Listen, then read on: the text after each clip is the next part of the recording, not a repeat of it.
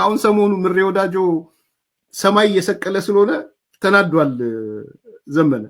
በዚች ልጅ ስም እንግዲህ ዘመቻ ፋኒት ምናምን ብሎ ይነሳሉ እነኚህ ቀጣፊዎች። የቆሙለት ዓላማ ሀገር አይደለም፣ የቆሙለት ዓላማ ህዝብ አይደለም። የቆሙለት ዓላማ ብቸኛ ስራቸው ጥላቻን መተንተን ስለሆነ አሁን ነገሮች መክረር ጀምረዋል። የጎጃምና ጎንደር ነገር ምናልባት የወልቃይቱ ኮሎኔል ጉዳይ ካልሆነ በቀር እምብዛም የሚያሳስብ አይመስልም። እነዘመነ ካሴን በጎንደር የሚወክለው ሀብቴ ወልዴ ከደረጀ በላይ ጋር ሰላም አውርዷልና ሁለቱ አፋጎች ዘመነ ፍሳቸው ላይ ናቸው። የጎጃምና የሸዋም ነገር አንድ ሐሙስ ብቻ የቀረው ይመስላል። ለዚህ ደግሞ ምክንያቱ እስክንድር ይሉት አለቃ ከአፋሕድ ጉሮሮ ላይ ሊነሳ አብኩቶ ከጋገረው ድርጅቱም ሊፈነገል ዋዜማው ላይ ተደርሷልና ነው። የእስክንድር ነጋ ጥላ በሄደበት ሁሉ እየተከተለ እረፍት የነሳው ዘመነ ካሴ ልክ እንደ ጎንደሩ ሁሉ ሸዋ ላይም የእስክንድርን ቅሪቶች ማጽዳቱ ከተሳካለት ተቀናቃኝ አልባ ንጉሥ ወደ መሆኑ ይንደረደራል። ይህ ሰው ከእናቴ ማኅፀን ጀምሮ ለንግሥና የተቀባው የኔ ዘመን ትውልድም ይህን ትንቢት የአማራ መሬት ላይ ለማንበር የሚተጋ ነው ብሎ የሚያምን ነውና ከንግሥና ወንበር ውጪ በእጄ ብሎ የሚቀበለው ቦታ እንደሌለ ነው የሚነገርለት።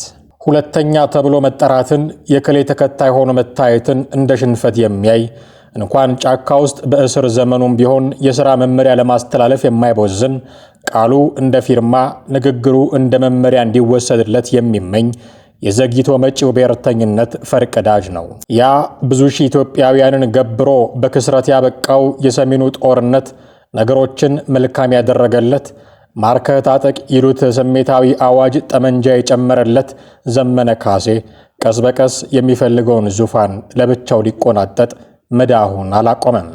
ለዚህ ነው ጎንደር ላይ ከተደረገው እርቅ ጀርባ እስክንድር ነጋን የማስወገድ ጎጃማዊ ሴራ አይጠፋም እየተባለ የሚወራው።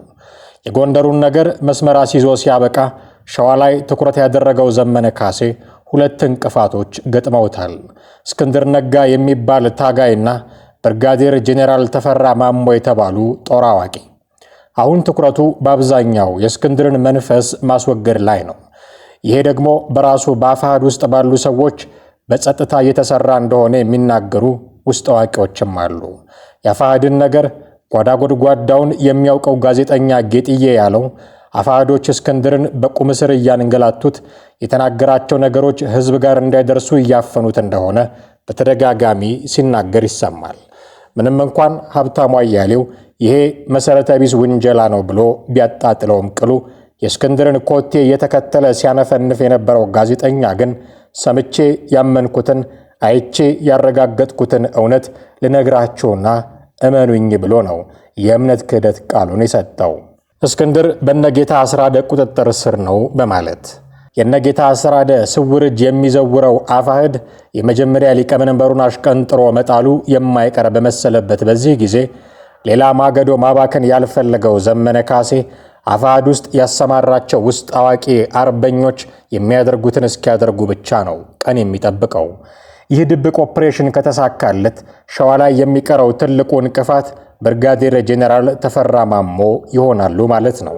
ይህንን ለማረጋገጥ አሁንም ምስክር የምንጠራው ጋዜጠኛ ጌጥዬን ነው።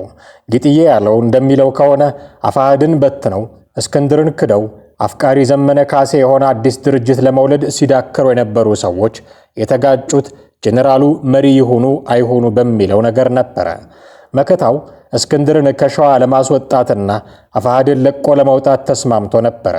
እነ ደሳለኝም በዚህ ተስማምተው ይሁንታቸውን ሰጥተው ነበረ። ነገር ግን እንደ ጌጥዬ አነጋገር የጄኔራሉ ጉዳይ መሃል ገብቶ ነው ያፋረሳቸው። ከአፋሕድም እንወጣለን ከእናንተ ጋር አንድ እንሆናሉ። በዚህ ተስማሙ፣ አለቀ፣ ጉዳዩ ተዘጋ ማለት ነው። ይሄ ነበር ያለያያቸው መጨረሻ ጉዳይ በዚህ ተዘጋ። ከዛ መጨረሻ ላይ ሁለቱ ድርጅቶች እሺ አንድ ሆኑ።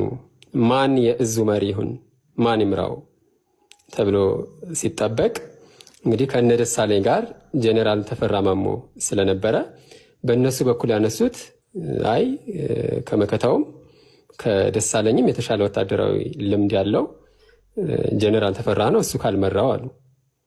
በኋላ ጠብ ተነሳ። አይ እኛ ከእስክንድር ጋር አንሰራም ብለንማ እናንተ ተፈራን ልታመጡብን አይገባም አሉ። በዚህ ምክንያት አንድነቱ ሳይሳካ ቀር ከዛ በኋላ እርስ በርስ ወደ መታኮስ ወደ ማለትም ተመልሶ ተገባ ማለት ነው። የሆነ ሆኖ የመጀመሪያው ትልቁ ጉዳይ ይሄ እስክንድር ፈቅዶ አውቆ የተደረገ ጉዳይ አይደለም። አይመለከትም፣ ምንም አታመጣም ተብሎ ነው ያ የሆነው። ስለዚህ እንደዚህ አይነት ማለትም የህዝባዊ ድርጅቱ አባል እዞችን ሙሉ በሙሉ መቆጣጠር በማይችልበት ሁኔታ ላይ ያለን ሰው አይ እኔ በሙሉ አቅም እየሰራሁ ነው፣ እንደዚህ እያደረግሁ ነው፣ ተሳስቀናል፣ ሳቅባቸው ስቄባቸዋለሁ፣ ይሄ ነው አሉባልታ። ይሄ እንዴት ነው ይሄ አሉባልታ ይሆናል? ይህንን ማንም ሰው እዛ ቢደውል ማረጋገጥ ይችላል። እንግዲህ የሸዋ ግዛት ላይ ያለውን ፋኖ በአንድ እዝ ስር አድርጎ ለእርሱ እንዲያድሩለት ስልታዊ አካሄድን የመረጠው ዘመነ ካሴ ከዚህ በኋላ የእስክንድር ነገር ብዙም የሚያሳስበው አይመስልም። እስክንድር ነጋ የሚመራው ድርጅት በቅርቡ ማኒፌስቶ አዘጋጅቼ ጨርሻለሁ ብሎ ያልሞት ባይ ተጋዳይ መንፈራገጥ ቢያሳይም ተቦርቡሮ ያለቀ ግንድ ነውና ለመውደቅ የሚጠብቀው ዝሆኑ እስኪደገፈው ብቻ ነው። ከዚህ በኋላ ነው ዘመነ ካሴ ፊቱን ወደ ብርጋዴር ጀነራል ተፈራ ማሞ የሚያዞረው። ለዚህም ቢሆን ተሞክሮ የሰራ ተፈትኖ ያለፈ ስልት እጁ ላይ አለው። ያኔ የጎጃም ፋኖ ነገር ውጥንቅጥ ውስጥ ገብቶ በነበረበት ጊዜ ሻለቃ ዝናቡና ዘመነ ካሴ መካከል የማይበርድ ጠብ ተነስቶ ነበረ። ሁለቱ ሰዎች ነገራቸውን የቋጩት አንዱ ሰብሳቢ ሌላኛው ወታደራዊ መሪ በመሆን ነበረ። ታዲያ ይህንኑ አሰራር ወደ ሸዋው ጀነራል መገልበጥ ከቻለና ተፈራ ማሞን ወታደራዊ ጉዳዮች ላይ ብቻ ትኩረት የሚያደርግ አዛዥ አድርጎ ማስቀመጥን ካወቀበት የሸዋው ጉዳይም የተበላ ዕቁብ ይሆንለታል ማለት ነው ለዘመነ ካሴ። አሁን ችግሩ ያለው ወሎ ላይ ነው። የወሎ ምድር ፋኖች ብዙ ነገር ለምደዋል። የሰሞኑ ወሬ እውነት ከሆነና ከታመነ እነዚህ ፋኖች ለረሃባቸው ማስታገሻ የሚሆን አሞሌ የሚያልሳቸው እነርሱ እንደሚሉት ገበሬው ሳይሆን ያስመራው አለቃ ናቸው። አሊያም በተወካይ በኩል ከመቀሌ የሚዘንብ እርጥባን። ከአንድም ሁለት ጊዜ ምሬ ወዳጆ የተባለ የወሎ ፋኖ ፊት አውራሪ ወደ መቀሌ ድረስ መለስ ብሏል እያሉ የሚያሙትም አሉ። ታዲያ ከወደ ቀይ ባህሩ አገር ከአሰቧ ምድር የሚወነጨፍ ትዕዛዝ የለመዱ የቲዲኤፍ ጄኔራሎች በሰጧቸው ስልት ተዋግተው ያውቃሉ የሚል ስሞታን የሚያስተናግዱ ፋኖች ዘመነ ካሴን በየትኛው ትከሻቸው ይቀበሉት ይሆን? ወሎ ምድር ላይ ከዘመነ ካሴ ይልቅ ዋርካው እያሉ የሚያሞካሹት ምሬ ወዳጆ የበለጠ ተሰሚነት አለው። እናም ዘመነ ካሴ ለሚያስበው ሙሉውን አማራ ፋኖ በስሩ የማድረግ አካሄድ ይሄ አፍቃሪ ምሬ ወዳጆነት ትልቁ ሳንካው ሳይሆን አይቀርም። ኤርሚያስ ለገሰም የሚተነበየው ይሄንኑ ነው። አሁን ሰሞኑ ምሬ ወዳጆ ሰማይ እየሰቀለ ስለሆነ ተናዷል። ዘመነ በጣም ተናዷል። ምክንያቱም ብዙዎች ምሬ ወዳጆ ለሊቀመንበርነት እያወዳደሩት።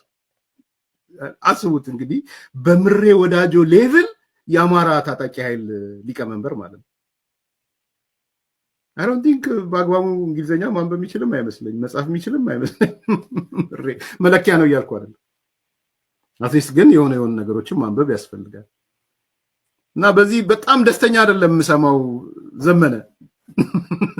እና ብዙዎች ምሬ ወዳጆን እንትን እያሉ ምሬ ወዳጆ ለፕሬዝዳንትነት እያሉ ነው ፒቲሽን እየተፈረመለት።